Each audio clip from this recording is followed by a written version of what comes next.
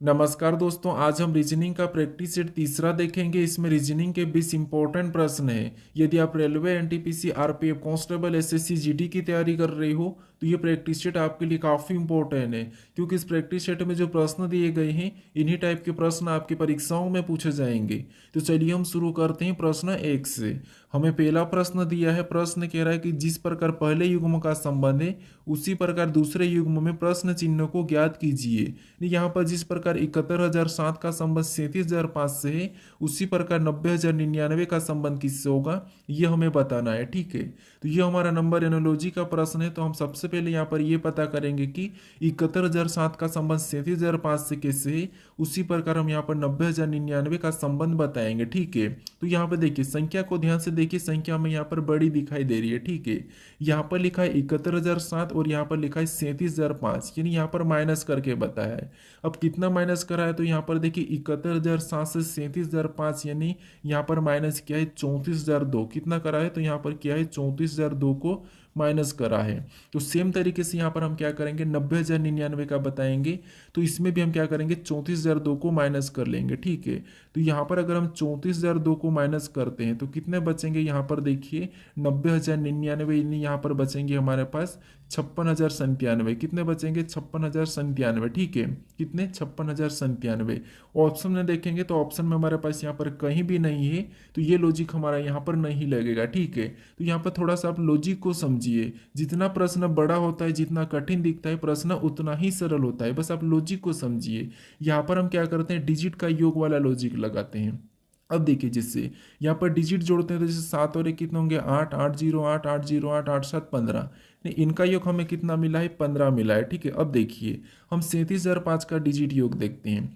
तो यहाँ पर भी 3 और 7 को जोड़ेंगे 10, 10, 7, 10, 0, 0, 10, 0, 10 ही होगा, 10, 5, 15।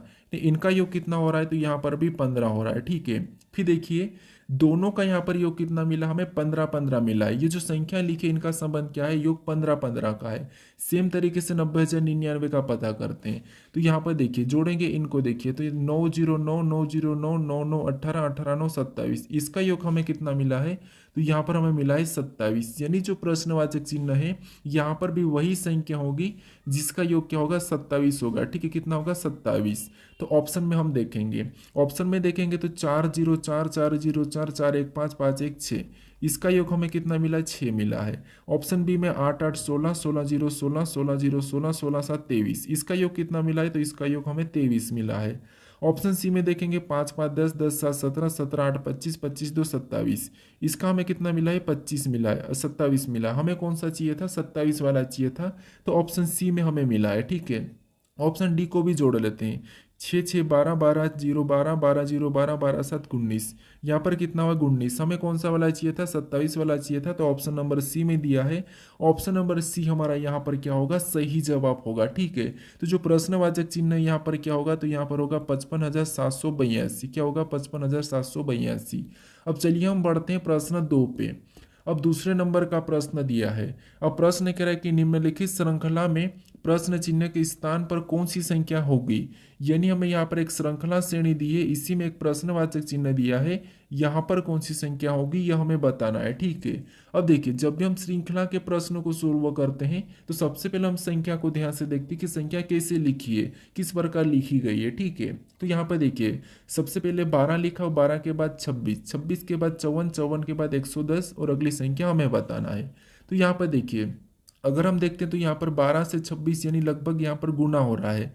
तो 12 से 26 की ओर जाते हैं तो 12 का 2 गुना करेंगे तो कितने होंगे, 24, और 24 में प्लस 2 करेंगे तो कितने हो जाएंगे, 26, और 26 यहाँ पर लिखा है।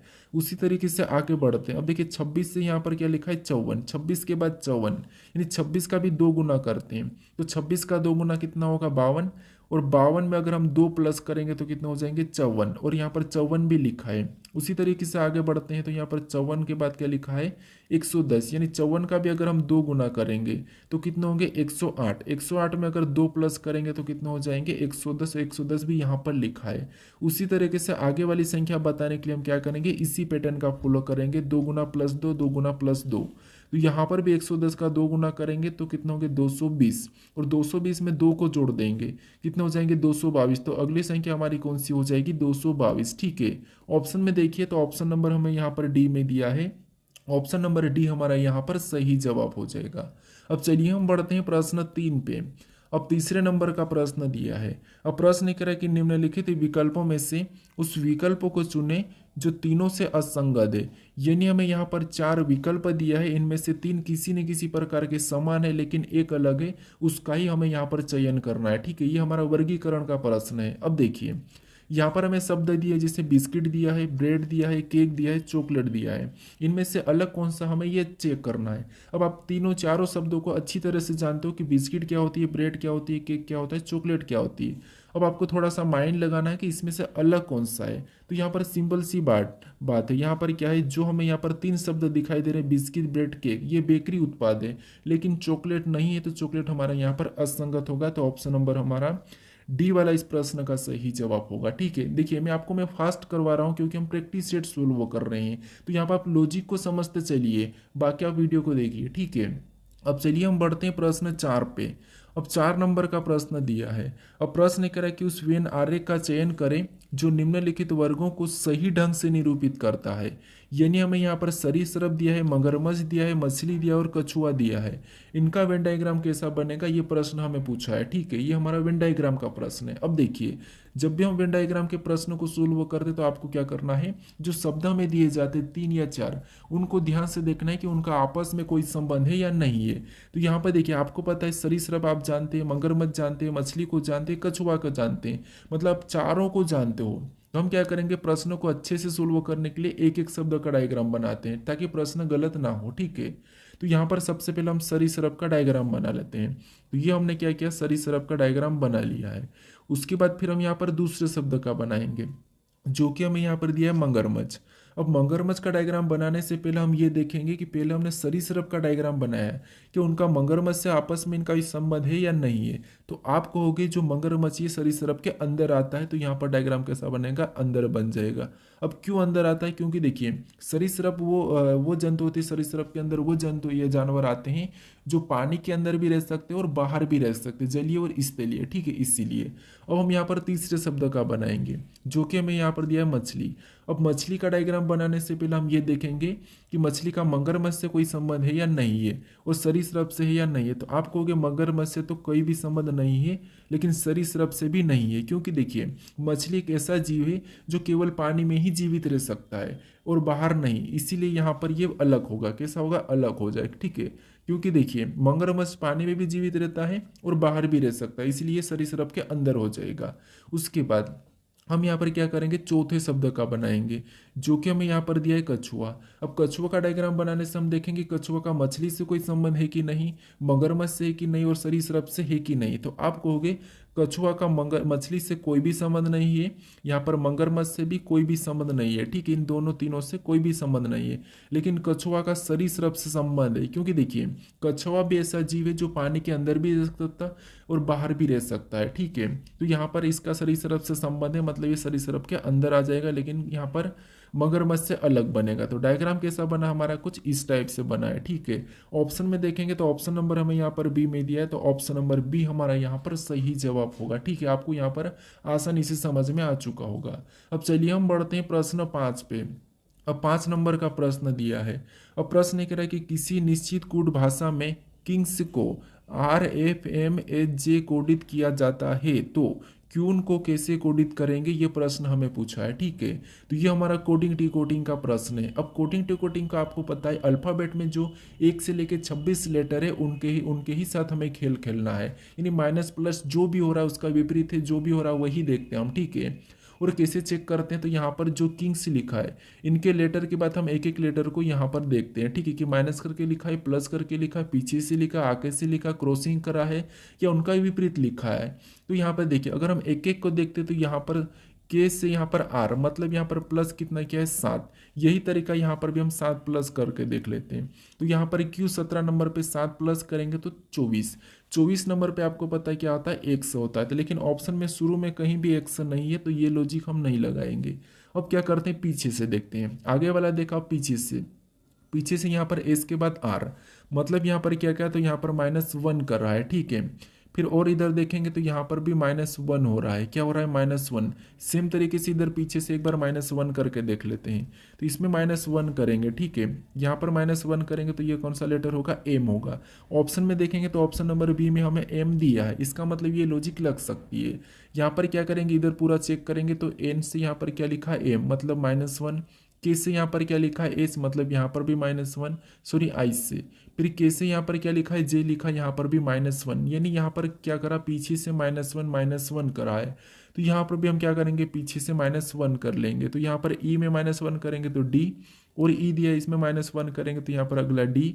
फिर यू में -1 करेंगे तो यहाँ पर टी, और क्यू में -1 करेंगे तो यहाँ पर पी।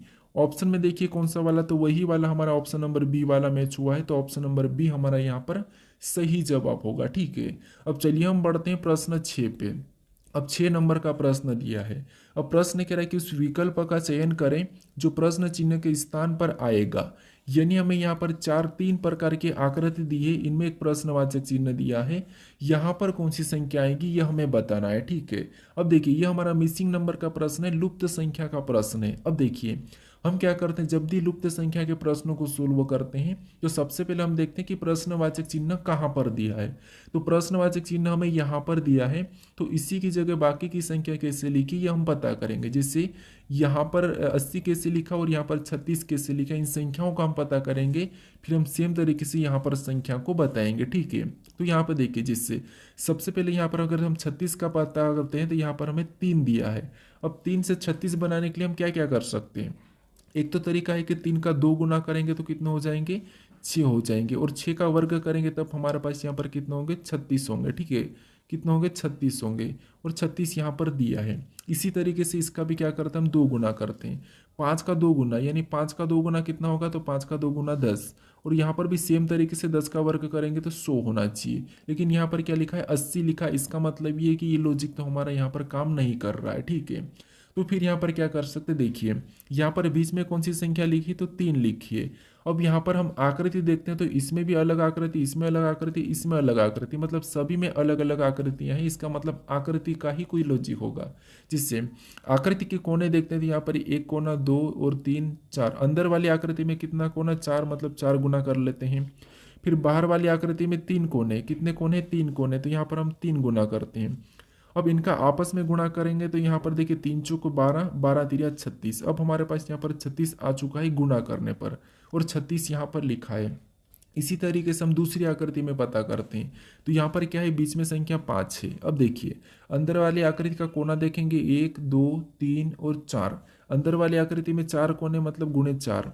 फिर बाहर वाली आकृति में भी हमें यहाँ पर कितने कोने दिखाई दे रहे, तो यहाँ पर भी 4 कोने दिखाई दे रहे, तो यहाँ पर भी गुणे 4। अब इसमें आपस में गुणा करेंगे तो 5 चौक 20, 20 चौक 80, यहाँ पर भी हमें 80 मिल चुका है, और 80 यहाँ पर दिया है। इसी तरीके से हम क्या करेंगे, यहाँ पर तीसरी वाली आकृति में बताएंगे। बस आप पैटर्न को समझते चलिए, लॉजिक को समझते चलिए, क्योंकि जब आप परीक्षाओं में बैठोगे तो आपको वहाँ पर पता चलेगा कि प्रश्नों को किस किस तरीके से सोल्व करना है, कौन कौन सी लॉजिक लग सकती है, ये आपको यहाँ पर देखने को मिलता है, ठीक है। तो यहाँ पर क्या करेंगे, बीच में कौन सी संख्या है, 4 है।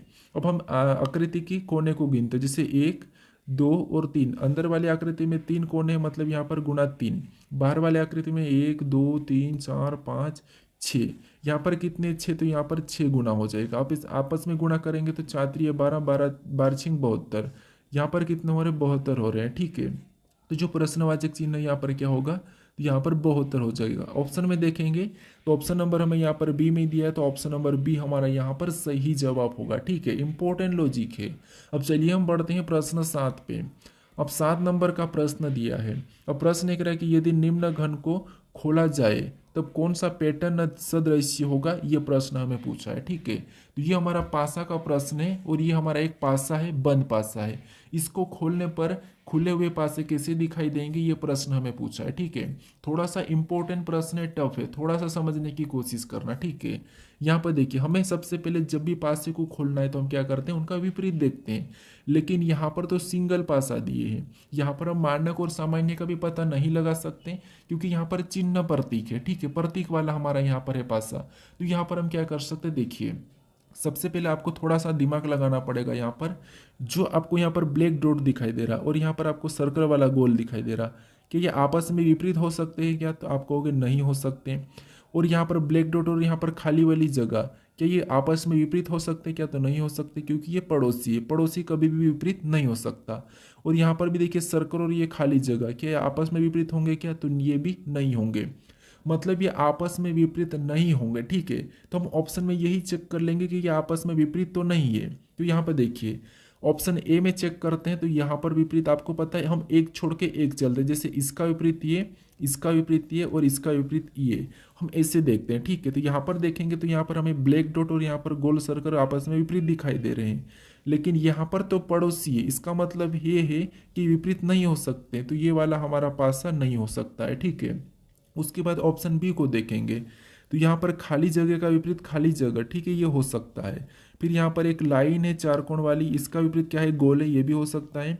और यहाँ पर क्रॉसिंग का विपरीत क्या है? ब्लैक डॉट है, मतलब ये हो सकता है, मतलब ऑप्शन भी हमारा हो सकता है। ठीक है, क्योंकि यहाँ पर सभी की सभी हमारे पड़ोसी विपरीत नहीं है। उसके बाद ऑप्शन सी को चेक कर लेते हैं, तो यहाँ पर खाली जगह ब्लैक डॉट की विपरीत दिखाई दे रही है, तो यहाँ पर खाली जगह और ये पड़ोसी है, तो यहाँ पर विपरीत कैसे हो सकते? तो ऑप्शन सी नहीं होगा। ठीक है, ऑप्शन डी में चेक कर लेते हैं। ऑप्शन डी में भी खाली जगह हमारी यहाँ पर देखिए सर्कल वाले के विपरीत है, क्या ये एक दूसरे के विपरीत होंगे क्या? तो नहीं होंगे, मतलब ऑप्शन डी भी नहीं होगा। तो ऑप्शन नंबर हमारा कौन सा वाला यहाँ पर? बी वाला सही हो जाएगा। ठीक है, देखिए प्रश्न इंपॉर्टेंट है। अब चलिए हम बढ़ते हैं प्रश्न 8 पे। अब 8 नंबर का प्रश्न दिया है। अब प्रश्न कह रहा है कि निम्न आकृति की जल में बनी सही छवि कौन सी होगी। हमें यहाँ पर ये कह रहा है कि इस आकृति का जल में बनी छवि सही कौन सी होगी, ये प्रश्न पूछा है। मतलब सिंपल बात है, हमें यहाँ पर एम एंड रेखा में नीचे इसकी छाया कैसी बनेगी ये हमें बताना है। तो आपको पता है जल में, कभी आप किसी कुएं के पास जाके या तालाब के पास जाके खड़े रहे होंगे, तो आपको पता है आपकी छाया कैसी बनी, तो आपकी छाया आपके पैर से टच होते हुए नीचे चले गई होगी, आपका सिर सबसे नीचे दिखा होगा। तो बस जल में यही होगा कि जो ऊपर वाला हिस्सा है ये नीचे आ जाएगा, बस इतना ही फर्क है। तो यहाँ पर हम नीचे आ जाएगा, तो मतलब ये जो यहाँ अंदर का है ये कैसा बन जाएगा? तो ये कुछ इस टाइप से हो जाएगा, ये इधर हो जाएगा, उसके बाद ये इधर और इधर, और ये वाली लाइन ऊपर ही रहे नीचे आ जाएगी। ठीक है, कैसे आ जाएगी? सॉरी, ऊपर रहेगी तो ये नीचे आ जाएगी, ये कहाँ जाएगी? नीचे आ जाएगी। ठीक है, ऑप्शन में देखेंगे तो ऑप्शन बी में नहीं है, सी में नहीं है और यहाँ पर डी में भी नहीं है। ठीक है, कौन से वाला? ऑप्शन नंबर ए वाला हमारा यहाँ पर सही होगा। ठीक है, जल तो आसान है, कौन सा वाला? ऑप्शन नंबर ए हमारा यहाँ पर सही जवाब हो जाएगा। ठीक है, अब चलिए हम बढ़ते हैं प्रश्न 9 पे। अब 9 नंबर का प्रश्न दिया है। अब प्रश्न एक है कि निम्न में से कौन से प्रतीक उन सज्जनों को निरूपित करता है जो अभिनेता भी है। यानी हमें यहाँ पर क्या दिया है, ये भी हमारा वेन डायग्राम का ही प्रश्न है, ये हमारी टाइप दूसरी है। ठीक है, यहाँ पर कह रहा है कि उन सज्जनों को निरूपित करता है जो अभिनेता भी है। तो हमें यहाँ पर सबसे पहले आकृति में समझना होगा कि जैसे यहाँ पर त्रिभुज के अंदर जितनी भी संख्या है और ये जितने भी प्रतीक है वो सभी के सभी क्या है? अभिनेता है। और यहाँ पर व्रत के अंदर जितने भी प्रतीक है वो सभी के सभी अपने आप में चिकित्सक है। और इस वाले यहाँ पर पंचभुज में जितनी भी प्रतीक है वो सभी के सभी अपने आप में सज्जन है। तो हमें यहाँ पर क्या कह रहा है? हमें कह रहा है कि उन सज्जनों को निरूपित करता है जो अभिनेता भी है। यानी हमें यहाँ पर ऐसे प्रतीक को देखना है जो सज्जन के अंदर भी है और अभिनेता के भी अंदर है। ठीक है, तो यहाँ पर देखिए ये वाला हमारा कौन सा है? तो आपको कि ये हमारा सज्जन है। ठीक है, ये कौन सा हमारा यहाँ पर? ये सज्जन है। ठीक है, इसके अंदर देखेंगे यहाँ पर डॉलर है, डॉलर भी है, स्टार भी एक, ये वाला चिन्ह है। लेकिन ये जो डॉलर है ये अभिनेता के अंदर नहीं है, तो इसे नहीं लेंगे क्योंकि अभिनेता के अंदर होना चाहिए। और हेस वाले को भी नहीं लेंगे, हमारे पास बच्चे चिन्ह दो ही वाले। अब यहाँ से देखेंगे तो ये हमारा अभिनेता का है। ठीक है, ये हमारा अभिनेता का है, तो इसके अंदर कौन कौन से हैं? तो हमें सिर्फ ये दो दिखाई दे रहे हैं, क्योंकि ये भी नहीं दिखाई दे रहा और ये भी नहीं दिखाई दे रहा। तो चिन्ह हमारा कौन सा मैच हो रहा है? तो ये वाला। ये वाला अगर हम ऑप्शन में देखेंगे तो ऑप्शन नंबर हमें यहाँ पर कहाँ पर दिया है? ऑप्शन नंबर ए में दिया है, तो ऑप्शन नंबर ए हमारा यहाँ पर सही जवाब हो जाएगा। ठीक है, अब चलिए हम बढ़ते हैं प्रश्न 10 पे। अब 10 नंबर का प्रश्न दिया है। अब प्रश्न कह रहा है कि यदि प्लस का मतलब गुणा है, माइनस का मतलब भागित है और सभी चिन्ह विपरीत अर्थ देता है, तो निम्न का मान क्या होगा? ये प्रश्न पूछा है, थोड़ा सा इंपॉर्टेंट प्रश्न है। अब देखिए आपने प्लस का अर्थ, माइनस, माइनस का अर्थ, प्लस, ये सब कुछ करके आप चिन्ह बदल के क्या करते हैं? हम प्रश्न को सोल्व कर लेते हैं।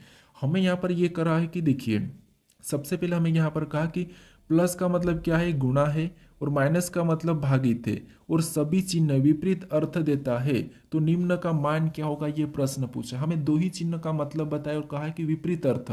विपरीत अर्थ का मतलब ये है कि जैसे अगर प्लस का अर्थ क्या है, गुणा है, तो गुणा का अर्थ प्लस हो जाएगा, बस इतना समझना है, ठीक है। तो यहाँ पर देखिए सबसे पहले क्या होगा, तो प्लस का अर्थ क्या है, गुणा है, तो गुणा का अर्थ प्लस हो जाएगा। इधर माइनस का अर्थ अगर भागित है तो भागित का अर्थ माइनस हो जाएगा, ठीक है, बस ये याद रखना। हम यहाँ पर क्या करते हैं, इन समीकरण में संख्या इन चिन्हों को चेंज करते हैं। तो सबसे पहले हम क्या करते हैं, 7 लिखते हैं, ठीक है। इस 7 को लिखा और हमें कौन सा चिन्ह, प्लस का मिला है। तो प्लस का अर्थ यहाँ पर हमें क्या कहा, गुणा कहा, तो यहाँ पर हम क्या करेंगे, गुणे का चिन्ह लगा लेंगे। अगला चिन्ह में यहाँ पर वापस से प्लस मिला और प्लस का अर्थ गुणा कहा, तो वापस 7 लिख हम क्या करेंगे और गुणे का चिन्ह लगाएंगे।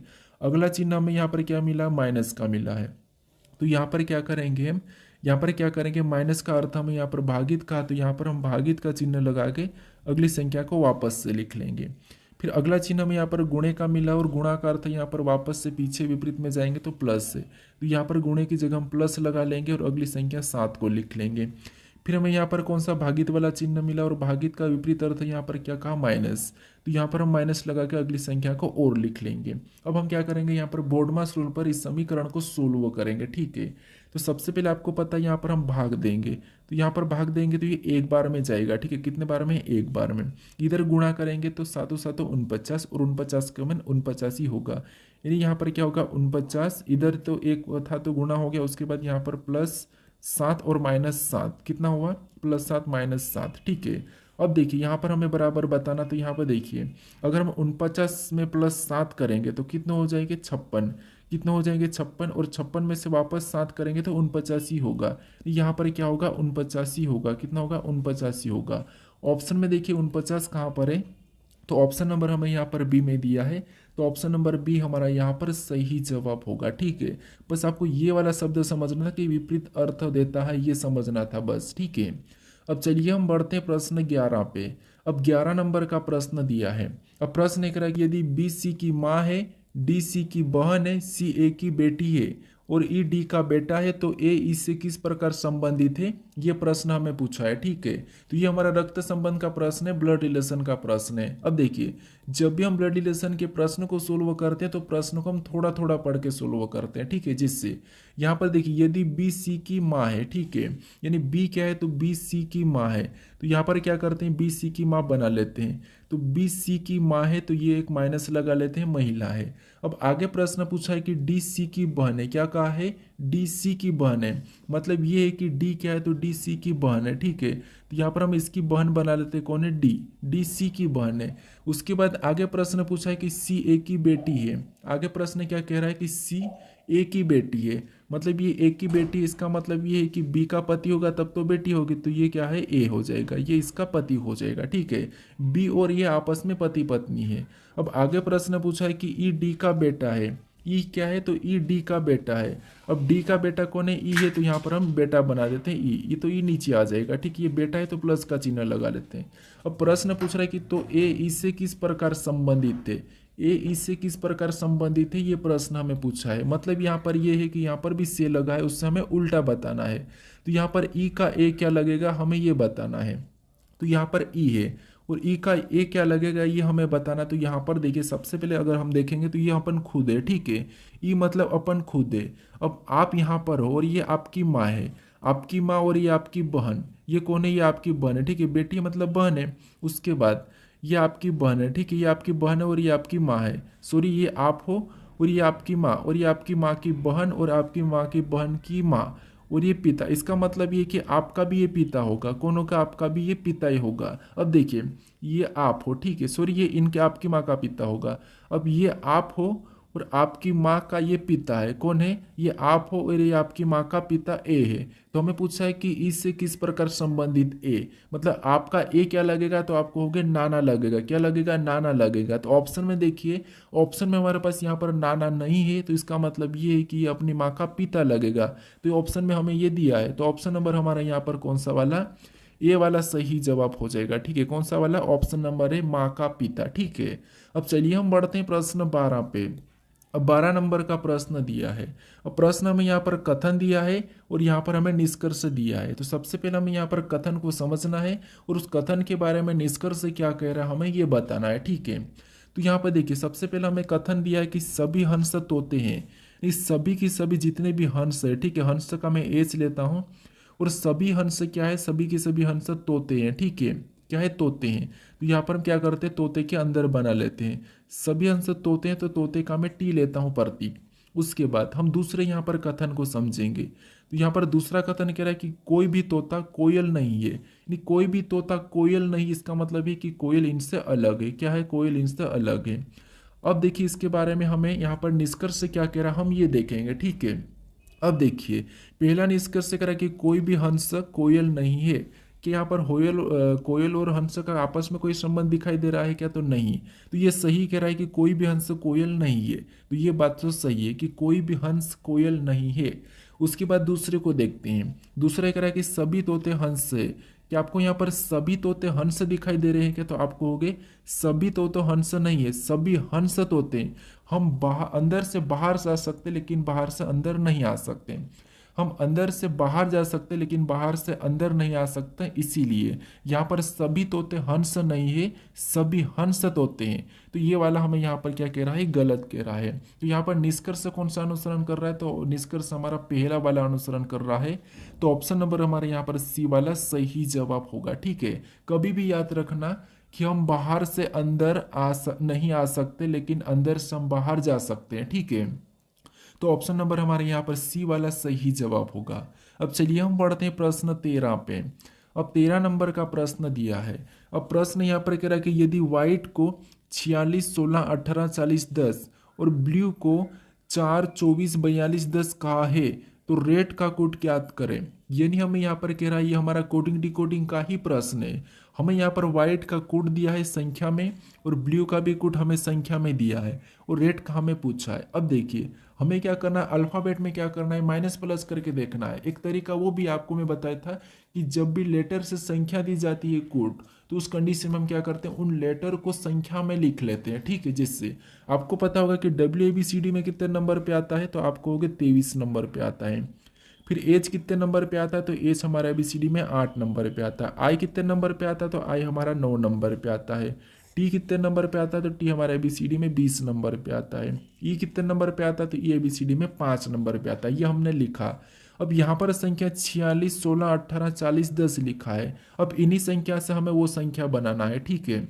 तो यहाँ पर देखिए अगर इसका हम 2 गुना करते हैं, ठीक है, 23 का 2 गुना कितना होगा, तो 46 होगा, ठीक है। कितना होगा, 46 और 46 यहाँ पर लिखा है। 8 का भी 2 गुना कितना होगा, तो 8 दूनी 16, कितना होगा 16 और 16 भी यहाँ पर लिखा है। यहाँ पर देखिए 9 का 2 गुना कितना होगा, तो 9 का 2 गुना 18 और यहाँ पर भी 18 लिखा है। 20 का 2 गुना कितना होगा, तो 20 का 2 गुना 40 और 40 भी यहाँ पर लिखा है। और 5 का 2 गुना कितना होगा, तो 5 का 2 गुना 10 और 10 भी यहाँ पर लिखा है। कुल मिलाकर यहाँ पर लॉजिक ये है कि हमें लेटर को संख्या में बदलना है और 2 गुना करना है। सेम तरीके से ब्लू का पता कर लेते, जैसे बी हमारा 2 नंबर पे आता है। 2 का 2 गुना 4, यहाँ पर 4 लिखा है। फिर एल हमारा 12 नंबर पे आता है। 12 का 2 गुना 24, यहाँ पर 24 लिखा है। यू हमारा 21 नंबर पे आता है। 21 का 2 गुना 42, 42 लिखा है। ये हमारा 5 नंबर पे आता है। 5 का 2 गुना 10 और 10 यहाँ पर लिखा है। यही तरीके से हम क्या करेंगे, रेट का बताएंगे। सबसे पहले संख्या में लिखेंगे तो आर कितने नंबर पे आता है, तो आपको हो गया 18 नंबर पे आता है। ई कितने नंबर पे, तो 5 नंबर पे। डी कितने नंबर पे, 4 नंबर पे। इनका 2 गुना करना है। तो 18 का 2 गुना, 5 का 2 गुना और 4 का 2 गुना। तो 18 का 2 गुना कितना होगा, 36। उसके बाद 5 का 2 गुना कितना होगा, 10। उसके बाद 4 का 2 गुना 8। ये हमें ऑप्शन में देखना है। ऑप्शन में देखिए 36 10 8, 36 10 8 हमें ऑप्शन नंबर सी में दिया है। ऑप्शन नंबर सी हमारा यहाँ पर सही जवाब होगा, ठीक है। जब तक आप इन कोडों का पता नहीं करते हो तब तक आप यहाँ पर रेट का नहीं बता सकते, ठीक है। इसीलिए आपको सबसे पहले उनका पता करना जरूरी है। अब चलिए हम बढ़ते हैं प्रश्न 14 पे। अब 14 नंबर का प्रश्न दिया है। अब प्रश्न कह रहा है कि निम्न में से कौन सा अधिवर्ष नहीं है। हमें यहाँ पर कह रहा है कि कौन सा अधिवर्ष नहीं है। अब अधिवर्ष का मतलब आपको पता होना चाहिए कि अधिवर्ष किससे कहते हैं। तो अधिवर्ष मतलब वर्ष, अधिवर्ष का मतलब है लीप वर्ष। तो यहाँ पर कह रहा है कि कौन सा एक लीप वर्ष नहीं है। अब लीप वर्ष का मतलब ये है कि जिसमें 4 से पूरा पूरा भाग चले जाता है वो क्या होता है, लीप वर्ष होता है। जिसमें भाग नहीं जाता वो सामान्य वर्ष है। अब यहाँ पर हमें पीछे दो संख्या, 2 जीरो दिखाई दे, इसका मतलब ये कौन से वर्ष है, ये शताब्दी वर्ष है। तो शताब्दी वर्ष में हम क्या करते हैं, 400 से भाग देते हैं। तो यहाँ पर 400 से भाग देंगे तो आपको पता है 400 से का मतलब ये है कि यहाँ पर 2 जीरो तो कट ही जाएंगे, क्योंकि यहाँ पर अगर हम देखिए, यहाँ पर हम 400 से भाग देते हैं, ठीक है, क्या करते हैं 400 पे भाग देंगे, तो भाग देंगे तो जीरो से जीरो कट जाएगा, 4 बचा। तो यहाँ पर इसमें 88 में भाग देंगे तो 4 दूनी 8, 4 दूनी 8, मतलब ये 22 बार में चले गया, ठीक है, पूरा पूरा भाग गया। उसके बाद यहाँ पर भी हम 400 से भाग देंगे, तो इसमें 400 से भाग देंगे तो 2 जीरो से 2 जीरो तो ये कट जाएंगे, और 4 से 4 छिंग, 4 एकम 4 और 4 दूना 8, ये 12 बार में कटा है, मतलब ये भी भाग पूरा पूरा चले गया। उसके बाद यहाँ पर भी 400 से भाग देंगे, तो देखिए यहाँ पर 400 से भाग देंगे तो 2 जीरो से 2 जीरो कटेंगे, 4 छिंग 24, इसमें भाग नहीं गया है, ठीक है, इसमें भाग नहीं जा रहा है, तो ये हमारा एक लीप वर्ष नहीं है। हम यहाँ पर देखेंगे ऑप्शन डी में, तो यहाँ पर भी 400 से भाग देंगे, तो डबल जीरो से डबल जीरो तो कट जाएगा, 4 से जाएंगे तो 4 एकम 4, 2 बचे, कितने हुए 28, 4 सतह 28, ये 17 बार में भाग गया है। तो देखिए इनमें सभी में भाग गया, लेकिन ऑप्शन सी में भाग नहीं गया है, तो ये हमारा एक सामान्य वर्ष है, मतलब ये अधिवर्ष नहीं है। तो ऑप्शन नंबर हमारे यहाँ पर सी वाला सही जवाब होगा, ठीक है। अब चलिए हम बढ़ते हैं प्रश्न 15 पे। अब 15 नंबर का प्रश्न दिया है। अब प्रश्न कह रहा है कि सुबह एक्स और वाई, ठीक है, सॉरी यहाँ पर वाई कर लेना, सुबह एक्स और वाई, ठीक है, एक पार्क में एक दूसरे की ओर चलते हैं। जब वे मिलते हैं तो वाई की छाया एक्स के बाईं ओर बनती है। एक्स किस दिशा की ओर मुख करके खड़ा है, ये प्रश्न हमें पूछा है। तो ये हमारा कौन सा है, दिशा दूरी का प्रश्न है।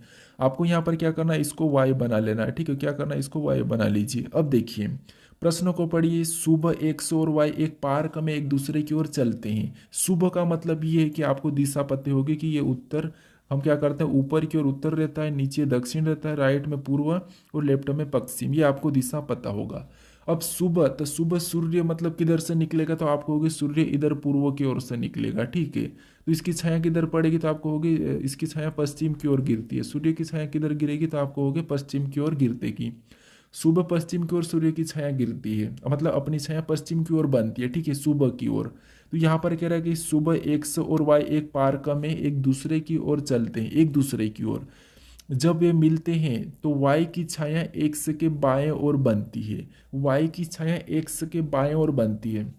अब बाएं ओर बनती, इसका मतलब ये है कि छाया किधर बनेगी, तो आपको पता हमेशा सुबह तो इधर ही पश्चिम की ओर ही बनेगी छाया, ठीक है। अपनी छाया किधर गिरेगी, बाएं ओर, मतलब पश्चिम की ओर ही गिरेगी, इसका मतलब बाएं ओर गिर रही है, एक्स के बाएं ओर। वाई की छाया एक्स के बाएं ओर गिर रही है, इसका मतलब ये है कि एक्स किधर घूम के खड़ा होगा तब इसकी बायां ओर गिरी, तो एक्स यहाँ पर उत्तर की ओर घूम के खड़ा होगा, तब जाके इसकी छाया किधर गिरेगी, बायां के ओर गिरेगी, बाई ओर गिरेगी, ठीक है। तो एक्स किस दिशा की ओर मुख करके खड़ा है, ये प्रश्न हमें पूछ रहा है।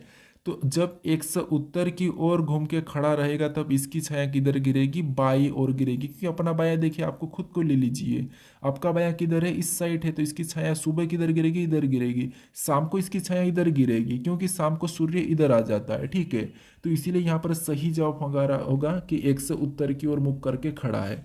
तो ऑप्शन में देखिए उत्तर कहाँ पर है, तो ऑप्शन नंबर डी में दिया है, तो ऑप्शन नंबर डी हमारा यहाँ पर सही जवाब हो जाएगा, ठीक है। अब चलिए हम बढ़ते हैं प्रश्न 16 पे। अब 16 नंबर का प्रश्न दिया है।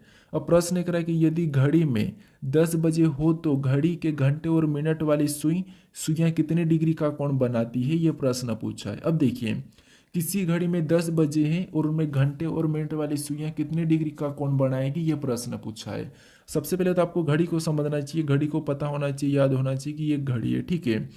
यहाँ पर 12, नीचे 6, उसके बाद इधर 3 और यहाँ पर 9, बीच में आपको होगा तो यहाँ पर 8 और 7 और यहाँ पर क्या होगा 5 और यहाँ पर 4, इधर 2 और इधर 1 बजेगा, ठीक है। इधर 10 और यहाँ पर 11। अब देखिए यहाँ पर कह रहा है कि 10 बजे, मतलब एक यहाँ पर काटा होगा और ये घंटे वाला काटा है, ठीक है। कह रहा है कि 10 बजे घंटे और मिनट की सुई कितने डिग्री का कोण बनाएगी। तो यहाँ पर 10 बजी है, ठीक है, कितनी 10 बजी, और यहाँ पर फिक्स 12, मतलब 10 बजी मतलब 00, मतलब ये वाला काटा यहाँ पर रहेगा, तो कितने घंटे का अंतर है, 1 2, मतलब घंटे वाली सुई एक घंटे में कितने डिग्री का कोण बनाती, तो 30 डिग्री का। कितने 30 डिग्री। 1 घंटे में 30 डिग्री मतलब यहाँ पर 2 घंटे का अंतर है, तो यहाँ पर हम 2 गुना कर लेंगे तो यहाँ पर कितना हो जाएगा 60, यानी कि 60 डिग्री का कोण बनाएंगे। ऑप्शन में देखिए 60 डिग्री, तो ऑप्शन नंबर हमें यहाँ पर सी में दिया है। ऑप्शन नंबर सी हमारा यहाँ पर सही जवाब होगा। ठीक है, अगर मिनट दिया रहता तो आपको पता है मिनट में भी देखिए, जैसे मान लो 20 मिनट कहा तो मिनट की सुई 20 मिनट में क्या करते हैं, आधी डिग्री यानी कि 10 डिग्री बनाएगी, हर मिनट के आधी बनाती है। लेकिन हमारा यहाँ पर फिक्स 10 बजे कहा था, तो ऑप्शन नंबर सी हमारा यहाँ पर सही जवाब हो जाएगा। अब चलिए हम बढ़ते हैं प्रश्न 17 पे। अब 17 नंबर का प्रश्न दिया है। अब प्रश्न ये कह रहा है कि यहाँ पर देखिए दी गई आकृति कौन से विकल्प में सन्निहित है, यानी जो आकृति हमें यहाँ पर प्रश्न आकृति दी है ये किस विकल्प में दिखाई दे रही है ये हमें बताना है। ठीक है, आसान भाषा में समझिए। तो देखिए यहाँ पर अगर हम देखेंगे तो ऑप्शन कहाँ कहाँ पर दिखाई दे रही है, तो इस बार कर एक तो हमें यहाँ पर बनती हुई नजर आ रही है, बाकी एक हमें ये वाला भी फर्स्ट वाला दिखाई दे रहा है। फिर यहाँ सीधे लाइन जाना चाहिए, तो यहाँ पर सीधे लाइन नहीं कि ऑप्शन डी नहीं होगा, सी भी नहीं होगा, ए भी नहीं होगा, ये हमारी सीधी लाइन गई। उसके बाद यहाँ से देखेंगे तो ये वाली हमारी यहाँ पर पूरी पूरी यहाँ पर मैच हो गई। ठीक है, तो ऑप्शन नंबर कौन से वाला में सन्निहित है, तो ऑप्शन नंबर बी में सन्निहित है, तो ऑप्शन नंबर बी हमारा यहाँ पर सही जवाब हो जाएगा। ठीक है, अब चलिए हम बढ़ते हैं प्रश्न 18 पे। अब 18 नंबर का प्रश्न दिया है। अब प्रश्न ये कह रहा है कि दी गई आकृति में कितनी सीधी रेखाएं हैं, यानी इस आकृति में कितनी सीधी रेखाएं, इसी कितनी सीधी रेखाएं हैं, ये प्रश्न हमें पूछा है। तो यहाँ पर ना तो हमें वर्ग बताना ना हमें आयत बताना, हमें तो यहाँ पर बताना है कि सीधी रेखाएं कितनी हैं। अब देखिए यहाँ पर सीधी रेखा गिनते तो सबसे पहले इधर आड़ी वाली को 1, उसके बाद यहाँ से ये 2, उसके बाद ये 3, ये 4, उसके बाद ये 5 और ये 6। इधर से कौन सी कितनी रेखा है, तो यहाँ पर ये वाली 6 रेखा। ठीक है, ये वाली कितनी है, 6 है। फिर हम यहाँ पर खड़ी वाली देखते हैं, तो खड़ी वाले में एक हमारी एक ये है, फिर ये 2, फिर ये 3, ये 4, ये 5 और ये 6। 6 हमारी खड़ी वाली भी है। ठीक है, सॉरी यहाँ पर ये वाली लाइन कितनी है, तो ये वाली 6 है। मतलब टोटल हमारे पास यहाँ पर कितनी लाइन मिली है, तो यहाँ पर हमें 12 मिली है। ऑप्शन में देखेंगे 12, तो हमें ऑप्शन नंबर कहाँ पर दिया, तो ऑप्शन नंबर बी में दिया है। ऑप्शन नंबर बी हमारा यहाँ पर सही जवाब होगा। ठीक है, अब चलिए हम बढ़ते हैं प्रश्न 19 पे। अब 19 नंबर का प्रश्न दिया है। अब प्रश्न ये कह रहा है कि एक जंगल में क्रम से 720 पेड़ हैं, जिसमें सेब का स्थान शुरू से 320वें स्थान पर है, तो पीछे से सेब का स्थान क्या होगा, ये प्रश्न हमें पूछा है। ठीक है, अब देखिए ये हमारा क्रम व्यवस्था का प्रश्न है। एक जंगल में टोटल पेड़ों की संख्या कितनी है, 720 है। ठीक है, कितनी है, 720 शुरू से। उसमें पूछा है कि सेब का शुरू से स्थान कितना है, तो 320 से, तो पीछे से कितना होगा, ये प्रश्न पूछ रहा है। हम क्या करते हैं, कुल में से जब भी हम कोई सा स्थान बताते हैं तो हमें एक स्थान दिया जाता है, उसको घटा के हम क्या करते हैं, प्लस कर देते हैं।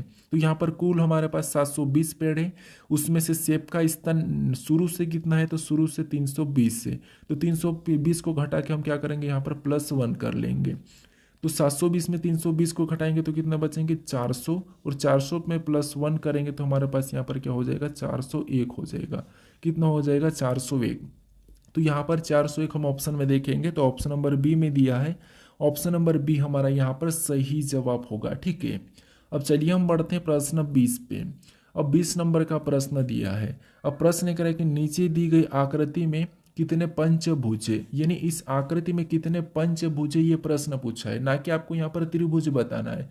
तो देखिए हर बार आप त्रिभुज वाला प्रश्न सोल्व करते हैं आपको सभी आना चाहिए, पंचभुज चतुर्भुज सब कुछ आना चाहिए। ठीक है, तो यहाँ पर आपको बताना कि पंचभुज की संख्या कितनी है। तो यहाँ पर देखिए सबसे पहले हम किसी एक हिस्से को पकड़ के चलेंगे, तो यहाँ पर मान लीजिए हम इस हिस्से से पकड़ लेते हैं। ठीक है, पहला वाला मैं बताता हूँ, तो यहाँ पर 1, फिर ये 2, यहाँ से 3, ये 4, ये 5, ये मतलब पंचभुज है। ठीक है, ये हमने पंचभुज पहला वाला पता कर लिया, क्योंकि 5 कोने वाला चाहिए, तो यहाँ से हमारा 5 कोने वाला मिल चुका है। ठीक है, ये हमारे पास 5 कोने वाला है। ठीक है, कितने, 5 को, मतलब ये पंचभुज है। उसके बाद फिर हम और देखेंगे, और देखेंगे तो यहाँ पर देखिए जिससे इधर देखेंगे तो एक और हमारा यहाँ से बन रहा है, जिससे यहाँ से चलेंगे। ठीक है, यहाँ से हम और चलते हैं, तो यहाँ से एक ये, यहाँ से ये, यहाँ से ये, यहाँ से ये। ठीक है, तो ये हमारा एक पंचभुज है। ठीक है, यहाँ से ये सीधे चले गया, तो कितना हो गया, अभी तक 2 हमारे पास हो चुके हैं। और तीसरों को देखते हैं, तो तीसरा हमारे यहाँ पर कहाँ से दिखाई दे रहा है, तो आप कहोगे तीसरा हमें यहाँ से दिखाई दे रहा है। ठीक है, कहाँ से दिखाई दे रहा है, तो इधर से, इधर से हमें यहाँ पर तीसरा दिखाई दे रहा है, जिसे यहाँ से पकड़ेंगे। ठीक है, यहाँ से पकड़ेंगे तो यहाँ से ये आया, अपन यहाँ से गए, फिर ये आया, यहाँ से गए, फिर हम यहाँ से ये आए, यहाँ गए, फिर हमने ये यहाँ से यहाँ गए, ठीक है। कहाँ गए? यहाँ पे।